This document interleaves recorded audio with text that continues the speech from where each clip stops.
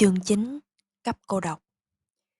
Anathapindika, vị nam thí chủ bậc nhất của Đức Phật, trở thành đệ tử Đức Phật. Tôi nghe như vậy, một thời Thế Tôn trú ở Savatthi, Xá Vệ, tại Jetavana, Kỳ Viên hay rừng Kỳ Đà, tịnh xá của Anathapindika, cấp cô độc. Đó là câu bắt đầu cho rất nhiều bài kinh Phật. Nhờ vậy, nhiều người đọc kinh sách Phật giáo biết đến vị nam đệ tử cư sĩ nổi tiếng Anathapindika. Danh hiệu Anathapindika có nghĩa là người bố thí chu cấp vật thực, binh đá, đến kẻ cùng khổ, cô độc. Anatha, cấp cô độc, vị gia trưởng dòng họ Sudatta, danh giá của thành Savatthi. Ông là ai? Như thế nào ông đã gặp Đức Phật? Nhân duyên nào gắn bó ông với giáo pháp? Các câu hỏi này được tìm thấy qua nhiều bài kinh đề cập đến tên ông. Anathapindika gặp Đức Thế Tôn lần đầu tiên ngay sau mùa an cư kiết hạ tháng 3 của Ngài. Trong giai đoạn mới mẻ này của tăng già, Đức Phật chưa đưa ra giới luật nào về nơi cư trú cho chư tỳ khưu. Lúc ấy, chư tăng có thể sống với nơi nào tùy ý, ở trong rừng, bên các cội cây, dưới những tảng đá nhô ra ngoài, trong hang động, nghĩa địa, hay những nơi trống trải. Ngày nọ, một thương gia giàu có của thành Gajagaha, Vương Xá, thủ đô xứ Magadha, Makiệt-đà, là thiện tính thuần thành của Đức Phật. Thấy tăng chúng sống như vậy, nên đề nghị chư vị xin phép Đức Thế Tôn cho được thọ nhận chỗ ở thường trực. Khi được Đức Phật chấp thuận, vị thương gia này cho dựng khoảng 60 tu cốc cho các chư sa môn lưu trú trong lâm viên Veluwana, Trúc Lâm, ở Jajakaha để vun bồi phước báo. Lâm viên Veluwana được vua Bimbisara dâng cúng đến Đức Phật trong mùa an cư thứ hai để xây cất tịnh xá cho chư tăng. Như vậy, đây là tịnh xá Phật giáo đầu tiên làm cơ sở cho việc truyền bá giáo pháp và huấn luyện tăng chúng. Vị thương gia này có một người em rể tên là Sudatta, nhưng luôn được gọi là Anathapindika, là một thương gia giàu có nhất trong thành Savatthi. Một ngày nọ, Anathapindika đến thành Rajagaha. Như thông lệ, việc đầu tiên của ông là đến viếng thăm người anh vợ mà ông có mối thâm tình nồng hậu. Ngạc nhiên thay, khi ông bước vào nhà hầu như chẳng để ý đến ai, và ai cũng chẳng để ý đến ông trái với lệ thường mỗi khi ông đến. Người anh vợ và cả người nhà tiếp đón ông rất nồng nhiệt. Còn lần này, ai nấy đều tất bật lo chuẩn bị thật công phu cho chuyện gì đó. Ông hỏi người anh vợ đang bận rộn: "Anh à, ở nhà có đám cưới, có lễ tế thần, hay có đức vua đến thăm chăng?" "Anh mời bậc giác ngộ và chư tăng đến thọ trai vào ngày mai," người anh vợ trả lời. Nghe vậy, Anathapindika thầm chăm chú hỏi: "Anh nói là bậc giác ngộ?" "Đúng vậy," người anh vợ trả lời. "Ngày mai bậc giác ngộ sẽ đến." Anh thật không tin vào tai mình. Ông hỏi lại lần nữa, lần thứ nhì, lần thứ ba. Anh nói là bậc giác ngộ. Rồi thở một hơi dài, như để giảm bớt sự náo nức. Ông nói, ngay cả âm thanh của những chữ này thôi, bậc giác ngộ, cũng đã thật hiếm hoi mới nghe được trên thế gian này. Người ta thật sự có thể gặp được Ngài sao? Hôm nay thì không tiện, người anh vợ nói, nhưng em có thể đến vào sáng sớm ngày mai. Đêm đó, Anathapindika nằm xuống, cố dỗ giấc ngủ, nhưng những suy nghĩ, cảm giác nôn nao về việc gặp gỡ bậc giác ngộ khiến cho ông thức giấc 3 lần trong đêm. Tưởng là trời đã sáng. Cuối cùng, ông dậy trước rạng đông, rời thành phố đi về phía tịnh xá. Trong đêm tối, nỗi sợ hãi, nghi ngại, hoang mang tràn ngập tâm ông, và bản năng thế gian của ông bảo ông hãy quay trở về. Nhưng một chư thiên vô hình tên là Shiwaka thúc giục ông tiến bước. 100.000 thớt voi, 100.000 ngựa quý, 100.000 chiến xa, 100.000 thiếu nữ, yêu kiều với trang sức, không bằng 1/16 của một bước chân tiến tới, hãy tiến bước gia trưởng, hãy tiến bước gia trưởng. Tiến bước mang lợi ích, quay lại không được gì. Và cứ như vậy trong đêm tối, Anathapindika vững lòng tiến bước. Một lúc sau, trong màn sương mù của buổi rạng đông, ông thấy một dáng người đang đi tới đi lui, im lặng thiền hành. Anathapindika dừng lại rồi người lên tiếng gọi bằng một giọng dịu kỳ diệu. Hãy đến đây, Sudatta. Anathapindika giật mình nghe tên gọi của mình, vì mọi người ở đây chỉ biết ông với biệt danh là Anathapindika. Đức Phật không biết ông, và ông biết đến đây bất ngờ. Bây giờ thì ông chắc chắn rằng mình đang đứng trước một bậc giác ngộ. Xúc động dâng trào. Ông buông mình xuống cung kính quỳ dưới chân của bậc đại sư. Ngập ngừng hỏi thăm ngài: Bạch Đức Thế Tôn, ngài ngủ có ngon không ạ? Để trả lời một câu hỏi thăm thông thường như vậy, Đức Phật ban cho ông một cái nhìn thoáng qua về thân tâm đích thực của một bậc giác ngộ. Giấc ngủ luôn an lành với vị Bà La Môn, vị dập tắt hoàn toàn mọi bám víu dục lạc, tâm mát mẻ ly tham, đã đoạn mọi dính mắc, đã diệt mọi ái luyến, bậc an tịnh an giấc, vì tâm đã tịch tỉnh. Rồi Đức Phật hướng dẫn Anathapindika từng bước một, giảng giải về các hạnh bố thí trì giới và các tầng trời, về bản chất nguy hiểm phiền não hư ảo của khoái lạc thế gian, cùng lợi ích của việc từ bỏ chúng. Khi Đức Phật thấy tâm trí của Anathapindika đã sẵn sàng nhu nhuyến không vướng mắc hoan hỷ bình lặng, Ngài thuyết giảng cho ông về tứ diệu đế, giáo pháp mà bậc giác ngộ đều giảng dạy. Đó là sự thật vi diệu về sự khổ, nguyên nhân của khổ, sự chấm dứt khổ và con đường diệt khổ. Pháp nhãn thanh tịnh, Thamma chắc khú, như được khai mở cho Anathapindika khi nghe lời giáo huấn đó. Tất cả những gì có bản chất sanh khởi đều có bản chất hoại diệt. Anathapindika thấu hiểu được chân lý, vượt qua sự hoài nghi và dao động. Tâm trở nên kiên cố vững chắc, hoàn toàn an trú vào giáo pháp của Đức Thế Tôn. Ông đã chứng đắc quả nhập lưu, Sota Bhatti. Rồi ông xin được thỉnh Đức Phật thọ trai vào ngày hôm sau ở nhà của người anh vợ. Ngài nhận lời. Sau khi Đức Phật thọ thực xong, Anathapindika xin phép Ngài cho ông xây một tu viện tại thành Savatthi, quê nhà của ông. Đức Phật trả lời: các bậc giác ngộ hoan hỷ với những nơi cư trú thanh tịnh. Con hiểu rồi, thưa Đức Tôn Sư, con hiểu rồi. Vị thiện cư sĩ vô cùng vui mừng trả lời, biết là Đức Phật đã nhận lời. Trên đường về lại thành Savatthi, ông khuyến khích mọi người dọc đường chào đón đảnh lễ Đức Phật. Vừa về đến nơi, ông tìm kiếm ngay một nơi chốn thích hợp để xây dựng tịnh xá. Địa điểm không được quá gần cũng không được quá xa làng mạc. Ban ngày không có quá nhiều người qua lại, ban đêm không có nhiều tiếng động. Nơi đó đủ gần cho thiện tín đến viếng thăm và cũng đủ xa cho những người sống ẩn dật. Cuối cùng, ông tìm được một nơi lý tưởng cho chư tăng, một cánh rừng thưa tuyệt đẹp, trong dãy đồi bao quanh thành phố, đó là lâm viên Jetavana của thái tử Jeta Kida, con của vua Besana Basenadi. Anathapindika đến cung điện viếng thăm thái tử Jeta và xin hỏi mua khu vườn. Thái tử Jeta nói không bán. Anathapindika có trả đến 8 triệu đồng tiền vàng. Anathapindika trả lời là ông sẽ trả thái tử số tiền đó ngay. Tuy nhiên, hai bên không đồng ý về thời hạn và điều kiện của cuộc mua bán nên phải kiếm một người trung gian hòa giải. Người hòa giải quy định là dùng 18 triệu đồng tiền vàng trải trên khu vườn để đo đất và dựa theo đó, khế ước bán đất được đặt ra. Anathapindika cho xe chở tiền vàng trải khắp trên mặt đất. Cuối cùng, chỉ còn một mảnh đất nhỏ ở lối vào chưa được trải tiền vàng. Ông ra lệnh chở thêm vàng đến, nhưng thái tử cho biết sẽ cúng dường một cái cổng lớn, một tháp ở địa điểm đó bằng tiền của chính mình. Cổng và tháp này ngăn che tịnh xá với thế giới bên ngoài, chắn được các tiếng động ở bên ngoài đường, phân cách nơi thiêng liêng này với đời sống thế tục. Sau đó, Anathapindika bỏ thêm 18 triệu đồng tiền vàng để xây tăng xá và trang bị đồ đạc. Ông xây các tu cốc cá nhân, một giảng đường, một phòng ăn, các kho chứa, đường đi, nhà vệ sinh, giếng nước, hồ sen, làm nơi tắm rửa, và một phòng thành lớn bao chung quanh khuôn viên. Như vậy, khu rừng thưa được biến thành tu viện riêng biệt, là nơi ẩn cư thanh tịnh của chư tăng.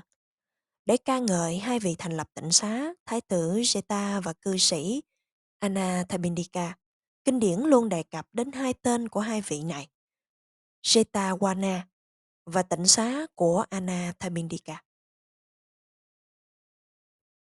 Khi việc xây dựng hoàn tất, Đức Phật và chư tỳ khưu đến Savatthi để trú ngụ ở tỉnh xá mới hình thành. Vào ngày đầu tiên đón tiếp tăng chúng, Anathapindika cúng dường trai tăng Đức Phật cùng chư tăng. Sau đó, ông bạch hỏi Đức Phật: Bạch Đức Thế Tôn, con nên cúng dường Jetavana như thế nào cho đúng theo giáo pháp? Con có thể dâng cúng đến tăng già bốn phương, tứ phương tăng, hiện tại và tương lai. Và Anathapindika vâng theo lời dạy, rồi Đức Bổn Sư tán thán công đức của ông bằng lời kệ sau. Trú xứ ngăn nóng lạnh, thú dữ, trùng và muỗi, gió nóng và mưa ướt, để hành thiền quán niệm, trong tu cốc an lành, một trú xứ như vậy được Thế Tôn khen ngợi, là cúng dường bậc nhất, dâng tặng đến tăng già. Vì vậy, người thiện trí muốn vun bồi phước báo nên xây cất chỗ ở cho các bậc tu hành, dâng cúng tứ vật dụng đến các vị giới đức, rồi các vị dạy pháp, tận diệt mọi đau khổ, người thấu hiểu giáo pháp, ngay đây chứng niết bàn. Sau lễ trai tăng, cư sĩ Anathapindika dùng thêm 18 triệu đồng tiền vàng để tổ chức một lễ hội tưng bừng cho dân chúng với quà tặng cho mọi người. Tổng cộng, ông bỏ ra 54 triệu cho công đức bố thí cúng dường tịnh xá đến Đức Phật và chư Tăng. Do vậy, Đức Phật tuyên bố ông là vị đệ nhất thí chủ của Tăng già trong hàng đệ tử cư sĩ. Hộ trì Tăng già. Sau khi thành lập tịnh xá Jetavana, Anathapindika hộ trì chư Tăng trú ngụ nơi đây rất cẩn mẫn. Ông cung cấp mọi vật dụng cần thiết cho tịnh xá. Mỗi buổi sáng, ông dâng chư Tăng cháo lúa mạch. Mỗi buổi chiều, ông mang y, bát và thuốc men đến. Ông cũng cho người đến sửa chữa bảo trì tịnh xá. Hơn nữa, ở ngôi nhà 7 tầng của ông, hàng ngày, ông đều sớt bát cho hàng trăm vị chư Tăng. Và như vậy, mỗi ngày vào giờ sớt bát, ngôi nhà tràn ngập bóng y vàng trong không khí thanh tịnh và thánh thiện. Khi được nghe về công đức cúng dường rộng rãi của Anathapindika, vua Pasenadi noi gương và mỗi ngày sớt bát cho 500 vị tỳ khưu. Một ngày nọ trên đường đến viếng thăm chư Tăng, nhà vua nghe các hầu cận nói đến chư Tăng đem những phần thức ăn cúng dường của vua cho cư sĩ thiện tín trong vùng, và những người này mang đến biếu lại cho các vị hầu cận. Nhà vua bối rối, ngạc nhiên, bởi ngày cúng dường toàn thức ăn thịnh soạn, và vì vậy vua đến gặp Đức Phật hỏi lý do. Đức Phật giải thích rằng, các người thừa hành ở hoàng cung phân phát thức ăn với tâm không chí thành, chỉ làm theo lệnh giống như đang dọn quét nhà kho hay như giải người tội trộm đến pháp đình. Họ không có tính tâm và lòng từ trong khi cúng dường đến chư Tăng. Nhiều người còn nghĩ rằng các vị khất sĩ là hạng ăn bám vào sức lao động của người khác. Với thái độ dân cúng như vậy, không ai thấy thoải mái nhận vật thực, dù đó là cao lương mỹ vị. Ngược lại, những gia chủ có tâm tính thành như nam cư sĩ Anathapindika và nữ cư sĩ Visakha luôn hoan hỷ chào đón chư Tăng, xem họ như những người bạn tâm linh sống vì hạnh phúc và lợi ích của tất cả chúng sanh. Một buổi ăn thanh đạm, được một thiện hữu sơn sớt, dân cúng, hẳn hơn một bữa ăn sang trọng không được sơn sớt, dân cúng với thiện tâm. Đức Phật nói lên một bài kệ cho nhà vua ghi nhớ. Món ăn dù dở hay ngon, thực phẩm dù ít hay nhiều, nếu được thiện hữu sơn sớt, cũng là một bữa ăn ngon. Anathapindika và Visakha không chỉ là hai vị đệ nhất thí chủ của Savatthi, Đức Phật còn thường cần hộ trì ở mỗi người họ khi có chuyện cần sắp đặt với giới cư sĩ và dân chúng. Tuy nhiên, tài sản của Anathapindika không phải là vô tận. Một ngày nọ, trận lụt lớn bất ngờ đã cuốn phăng số tiền 18 triệu của ông ra biển. Ngoài ra, ông cũng cho bạn bè làm ăn vay mượn một số tiền tương đương nhưng họ không hoàn trả và ông không nỡ đòi lại. Tài sản của ông có khoảng 90 triệu. Với 54 triệu xây dựng tịnh xá cộng với trận lụt và số nợ không đòi được, tài sản ấy nay đã cạn kiệt. Vị triệu phú Anathapindika trở nên nghèo túng. Dù lâm cảnh nghèo khó như vậy, ông vẫn tiếp tục cung cấp thức ăn cho chư tăng, dù chỉ đạm bạc một món cháo loãng. Lúc bấy giờ, ở nơi cao nhất trong tòa nhà 7 tầng của Anathapindika, có một vị thần trú ngụ. Theo luật lệ nơi trú xứ, khi Đức Phật hay các vị tỳ khưu đến thọ trai, vị thần này phải bước xuống đảnh lễ. Việc này khiến cho vị thần thấy thật phiền toái khi tìm cách khiến cho chư tăng đừng đến nữa. Thần xuất hiện trước các người hầu cận, yêu cầu họ đừng sớt bát cho chư tăng, nhưng chẳng ai để ý tới. Rồi thần cố kêu gọi người con trai của gia chủ nhưng cũng không được. Cuối cùng, thần xuất hiện với hào quang rực rỡ trước mặt Anathapindika, thuyết phục ông đừng cúng dường cho chư sa môn nữa, vì nay ông đã không còn giàu có. Vị đại thí chủ trả lời rằng, ông chỉ biết ba bảo vật Phật Pháp Tăng và chỉ biết chủ tâm kiên trì phụng sự tam bảo mà thôi.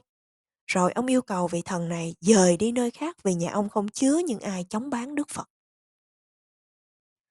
Cũng theo luật lệ nơi trú xứ, vị thần này phải rời đi. Thần đến xin gặp một vị chư thiên bảo vệ thành Sawathi rồi đến tứ thiên vương để xin nơi trú ngụ mới. Các vị này đều không thể quyết định chuyện này nên bảo thần đi gặp vua trời Sakka. Vị thần vô gia cư này lúc ấy mới thực sự biết việc mình làm là sai trái và xin thiên chủ Sakka tha lỗi. Sakka bắt vị thần này chuộc lỗi bằng cách giúp cho Anna Thabindika lấy lại được số vàng bị chìm xuống dưới đáy biển, tìm kiếm châu báu của cải được chôn giấu trong, nhưng không ai thừa nhận và đòi nợ giùm cho ông. Vị thần hết sức cố gắng thực hiện những công việc này, nhưng xuất hiện trong giấc mơ của những người vay nợ, đòi họ phải trả nợ. Không bao lâu, Anna Thabindika có lại được số tiền 54 triệu và có thể tỏ ý bố thí cúng dường rộng rãi như xưa. Bấy giờ, vị thần này xuất hiện trước mặt Đức Phật xin sám hối về những hành vi đầy ác ý của mình và được Đức Thế Tôn tha thứ. Rồi sau khi được Ngài giảng giáo Pháp, vị thần trở thành một vị đại đệ tử Phật. Đức Phật còn dạy thêm rằng, một người muốn hoàn thành hạnh bố thí không thể bị bất kỳ điều gì trong thế gian này cản trở, dù là thần linh, chư thiên, ma quỷ hay ngay cả sự hăm dọa của tử thần. Sau khi Anathapindika khôi phục lại được tài sản, một người Bà La Môn ganh tị với sự may mắn của ông nên muốn đánh cắp một bảo bối mà theo ý ông ta đã giúp cho Anathapindika giàu có. Ông ta muốn bắt cóc Siri, nữ thần tài lộc, mà theo lối tin tưởng thời bấy giờ, nếu có nữ thần này trong tay thì tài lộc sẽ rời bỏ Anathapindika mà qua bên ông. Vì thế, người Bà La Môn đến nhà Anathapindika, nhìn chung quanh, tìm biểu hiện của nữ thần tài lộc. Với tài tiên tri, ông tin rằng tài lộc đang ở trong một con gà trống trắng nuôi trong chiếc lồng vàng ở trong nhà. Ông ta xin Anathapindika cho con gà ấy, vì lý do để gà gái đánh thức học trò của ông mỗi buổi sáng. Vị gia chủ cho ngay, không do dự. Tuy nhiên, ngay lúc đó, vị Bà La Môn lại thấy tài lộc đang dời qua một viên đá quý, nên xin vật này làm quà và được tặng ngay. Kế đó, ông ta lại thấy tài lộc núp trong một cây gậy. Ông ta lại xin cây gậy. Được cây gậy, ông ta lại thấy biểu hiện của Siri đậu xuống đầu của Bunya Lakhana, vợ của Anathapindika. Một người phụ nữ hiền đức là sự biểu hiện thực sự của phước lành trong gia đình và vì thế luôn được chư thiên bảo vệ. Lúc bấy giờ, người Bà La Môn khiếp sợ. Ta không thể nào sinh vợ của người này. Ông ta vô cùng hổ thẹn, thú thật, chủ yếu với sự xấu xa ở trong suy nghĩ của mình, trả lại những món đã sinh và rời khỏi nhà của Anathapindika. Anathapindika đến gặp bậc toàn giác, kể lại câu chuyện kỳ lạ xảy ra mà ông không sao hiểu được. Đức Phật giảng giải cho ông nghe nhân duyên của câu chuyện, như thế nào là thiện nghiệp thay đổi được cả thế giới và như thế nào là những người có chánh trí nhờ vun bồi giới hạnh thanh tịnh có thể thành đạt được mọi thứ, ngay cả niết bàn. Anathapindika thường viếng thăm Đức Phật khi Ngài trú ngụ tại Sawathi, nhưng những lúc Đức Phật đi hoằng pháp nơi xa, ông không đảnh lễ được Ngài và cảm thấy hụt hẫng, thiếu nơi nương tựa. Vì thế một ngày nọ, ông thưa với Ngài Ananda rằng ông ao ước được xây một tháp thờ để đảnh lễ, lễ bái cúng dường Đức Tôn Sư khi Ngài không có mặt. Ngài Ananda trình bày lại với Đức Phật ý nguyện này. Đức Phật dạy rằng có ba loại thánh tích để tôn vinh lễ bái Đức Phật. Thứ nhất, tháp thờ Xá Lợi, chỉ lập sau khi Đức Thế Tôn nhập diệt. Thứ hai là những vật có liên quan đến Đức Phật và đã được Ngài sử dụng, thí dụ bình bát. Thứ ba là những biểu tượng có thể thấy được, thí dụ như tranh hay tượng. Cách thứ nhất chưa được thực hiện vì Đức Phật còn tại tiền. Cách thứ ba không thích hợp cho những ai không chấp nhận thờ kính chỉ một bức tranh hay một biểu tượng. Vì vậy, chỉ còn cách thứ hai là thích hợp nhất.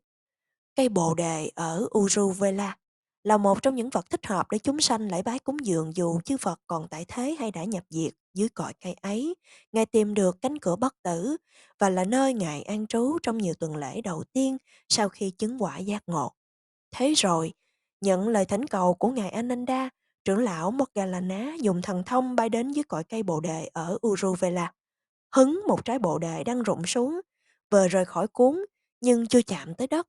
Trái bồ đề được mang về tỉnh xá Setawana để gieo trồng với sự hiện diện của triều đình, chư thánh tăng và thiện tín. Ngài Ananda trao trái ấy cho vua Besanadi để gieo xuống đất, nhưng đức vua Khiêm Cung trả lời ông chỉ phụng sự cho triều đình, một người cây cận phụng sự giáo pháp thích hợp hơn để làm việc này. Rồi đức vua trao trái bồ đề cho Anathapindika đang đứng kế bên. Anathapindika kính cẩn gieo trái. Cây bồ đề lớn lên trở thành một thánh tích thiêng liêng cho thiện nam tín nữ, nương tựa và lễ bái. Ngài Ananda cũng thỉnh cầu Đức Thế Tôn tọa thiền nhập định suốt đêm dưới cây để ban thêm phước lành cho thánh tích. Anathapindika thường đến cây bồ đề, dùng những ký ức thiện lành liên quan đến cây, cùng với niềm cảm hứng thiêng liêng ông đã thọ nhận nơi đây để nhớ nghĩ về Đức Thế Tôn. Thân quyến, cư sĩ Anathapindika có một gia đình hạnh phúc. Vợ ông, bà Punya Lakhana, nghĩa là người có nhiều công đức, sống đúng như tên của bà, là biểu hiện của phước báu cho gia đình, chăm lo cho người làm công, hết lòng phụng sự chư tăng, hàng ngày, đến nhà trị bệnh khắc thực. Bà cũng có tín tâm nơi giáo pháp, như anh của bà, là một trong những vị đệ tử cư sĩ đầu tiên của Đức Phật. Anathapindika có 4 người con, 3 người con gái và 1 người con trai. Hai người con gái lớn, Đại Subhada và Tiểu Subhada, là những người thấu hiểu giáo pháp sâu sắc như cha của họ, cũng đã đạt được quả vị nhập lưu. Họ noi gương cha trong việc đạo lẫn việc đời. Cả hai đều có gia đình hạnh phúc. Người con gái út tên là Sumana có trí tuệ vượt hẳn cả trong gia đình. Sau khi nghe được bài pháp do Đức Thế Tôn thuyết giảng, cô nhanh chóng chứng đắc tầng thánh thứ nhị, quả vị nhất lai, chỉ còn tái sanh một lần. Cô không lập gia đình, và khi mệnh chung cô tái sanh vào cõi trời Tusita, một trong các cõi trời cao nhất của dục giới. Người con trai duy nhất của Anathapindika là Kala, có chiều hướng ngược lại.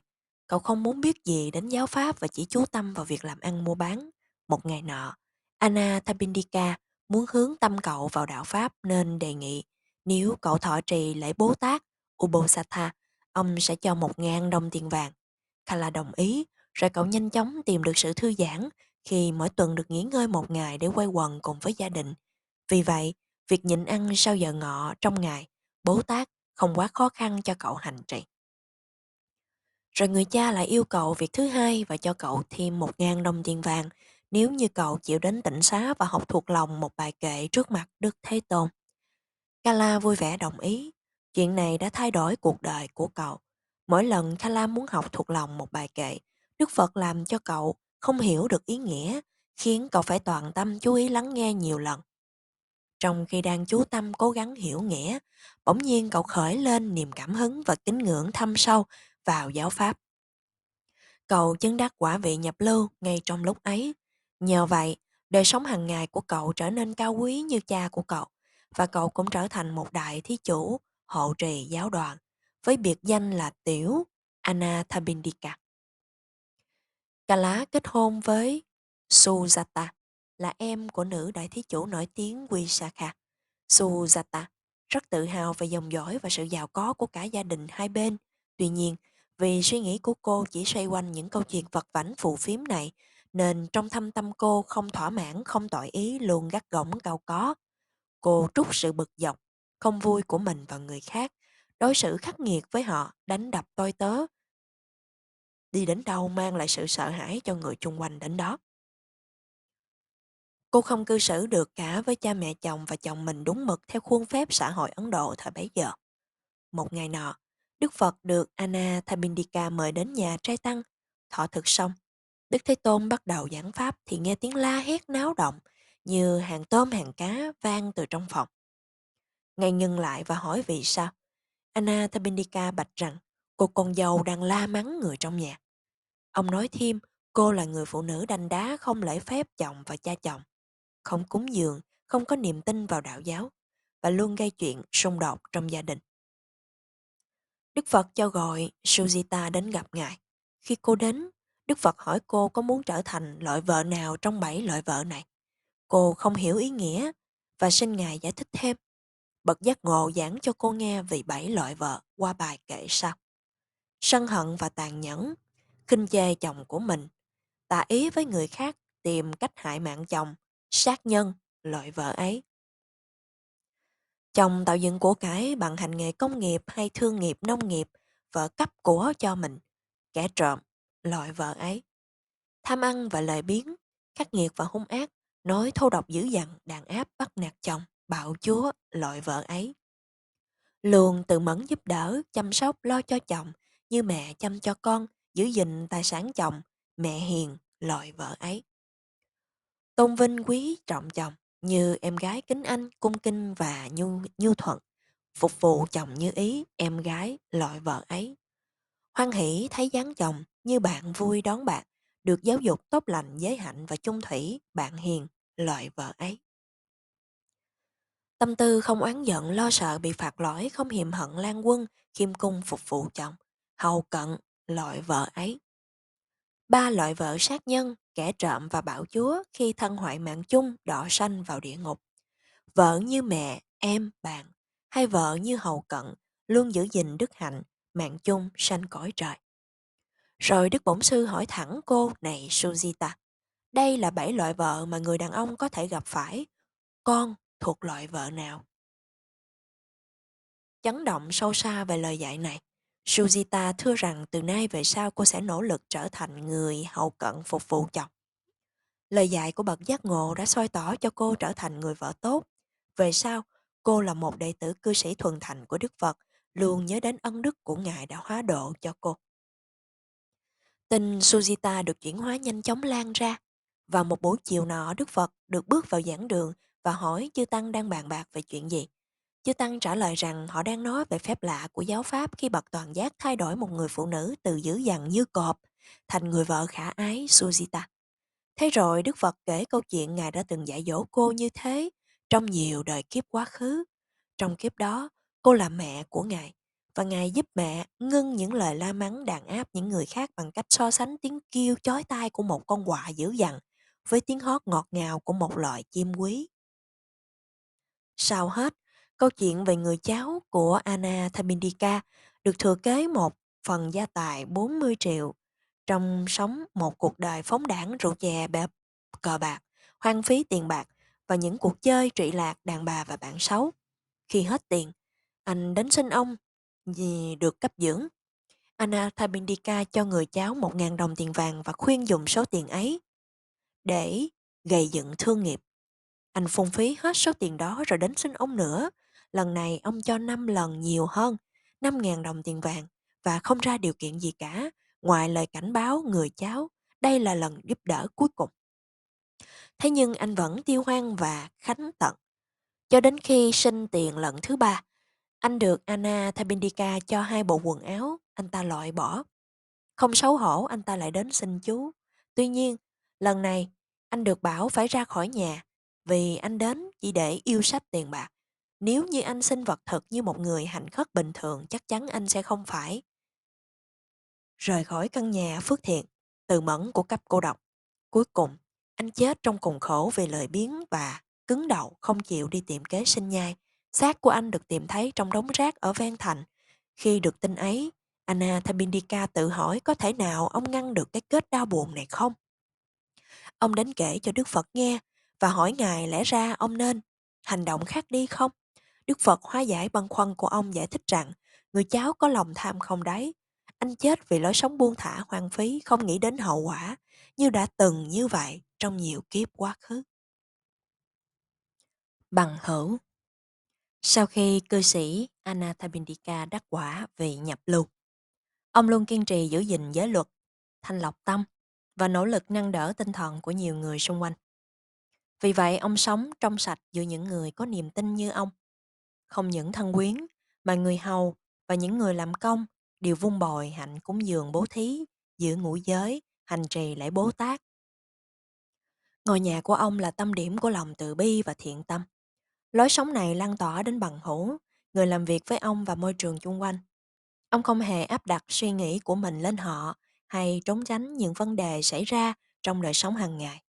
Một vài chi tiết về cuộc đời của ông được đề cập trong kinh điển. Có một nhóm người say sưa rượu chè trong thành Sawathi, hết tiền xài, bèn nghĩ đến kế phục rượu Anathapindika cho ông mê man để cướp tiền.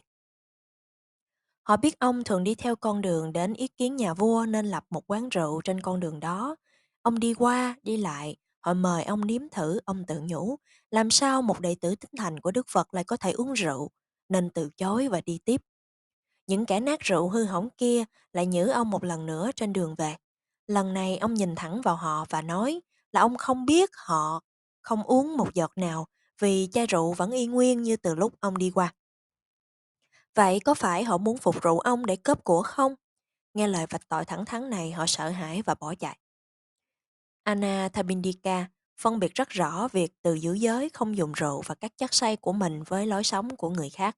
Thí dụ, ông vẫn giữ tình bằng hữu với những người bạn, nhà buôn rượu. Người ấy rủi ro bị mất một tài sản lớn vì sự bất cẩn của người làm công.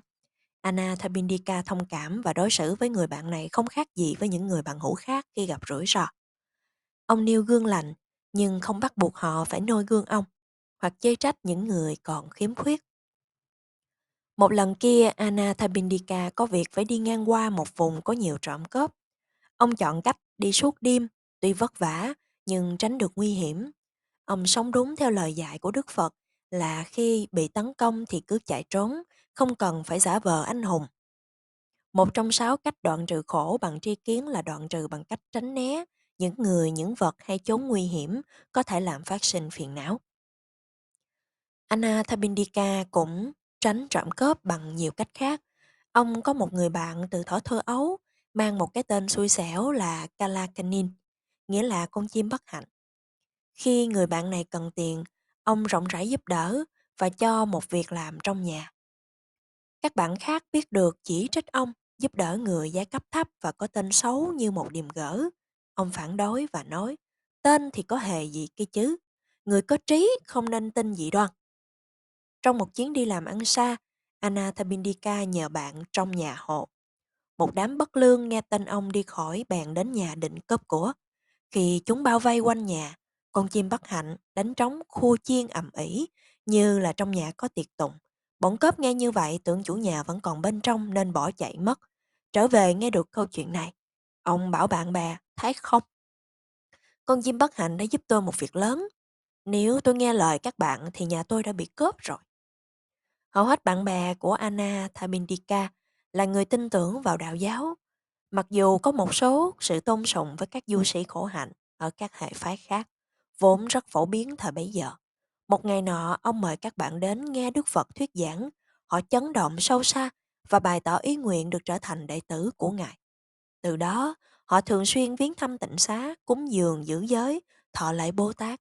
Nhưng khi Đức Phật vừa rời khỏi Sawathi thì họ quên ngay giáo pháp, trở lại với các du sĩ khổ hạnh mà họ tiếp cận hàng ngày.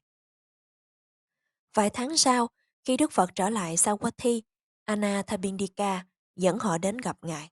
Lần này bậc toàn giác chẳng những giảng giải khía cạnh trí tuệ của giáo lý, mà còn cảnh báo những người từ bỏ chánh pháp, rằng không có con đường nào có thể dẫn đến sự thoát khổ tối thắng hơn và toàn hảo hơn là quy y tam bảo Phật Pháp Tăng.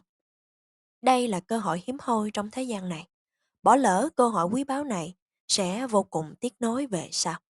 Những người chí thành nương tựa vào tam bảo sẽ thoát khỏi địa ngục, đọa sanh, đạt được ba sự tái sanh hạnh phúc là làm người làm trời hay đạt được niết bàn. Đức Phật kêu gọi những người thương gia này xem xét lại điều gì mới thật sự là trọng yếu nhất của họ, để thấy rằng lòng tin tam bảo không phải là một thứ xa xỉ, có thể gác bỏ qua một bên khi xét thấy nó không thuận tiện trong đời sống hàng ngày. Ngài nói với họ về hậu quả sai lầm của việc quy y ngoại đạo. Đấy không phải là sự bảo vệ chân thật, mà chính là một hình thức trợ lực tạm thời. Khi tâm của họ trở nên nhuần nhuyễn sẵn sàng lắng nghe, Đức Phật thuyết giảng cho họ giáo lý vô lượng của các bậc giác ngộ, tứ diệu đế. 4 sự thật, khổ, nguyên nhân của khổ, chấm dứt khổ và con đường đưa đến diệt khổ. Cuối bài Pháp, tất cả các vị ấy đều chứng đắc tầng thánh thứ nhất, quả vị nhập lưu. Trong cách sống với bằng hữu này, chứng đắc đạo Pháp của Anathapindika cũng trở thành một phước báu cho họ.